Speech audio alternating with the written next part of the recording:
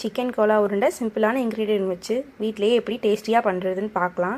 பேனில் ஆயில் சேர்த்துட்டு 2 பட்டை, 1 ஏலக்காய், 2 கிராம்பு, இஞ்சி பூண்டு சின்ன வெங்காயம் சேர்த்து நல்லா வதக்கிடுங்க. இப்போது அதில் காரத்துக்காக 1 பச்சை மிளகாயை உடச்சி சேர்த்துக்கோங்க. இப்போது நல்லா வதங்கினதும் 1 கொத்தளவு கருவேப்பிலை சேர்த்துருங்க. இப்போது ஒரு சின்ன துண்டு அளவு தேங்காவை கட் பண்ணி சேர்த்துருக்கேன். தேங்காய் ஓரளவு வதங்கினதும் கொத்தமல்லி இலை சேர்த்து ஸ்டவ் ஆஃப் பண்ணிவிடுங்க. இது ஆறட்டும். ஈரமில்லாத மிக்சர் ஜாரில் பொட்டுக்கடலையை பவுடர் பண்ணி எடுத்துக்கலாம். நம்ம ஆற வச்சுருந்ததையும் மிக்சர் ஜாரில் சேர்த்து இந்த அளவுக்கு அரைச்சி எடுத்துக்கோங்க. போன்லெஸ் சிக்கனை மஞ்சத்தூள் போட்டு க்ளீன் பண்ணிவிட்டு அதையும் ஒரு மிக்சர் ஜாரில் ஒரு பல்ஸ் விட்டு எடுத்துருங்க.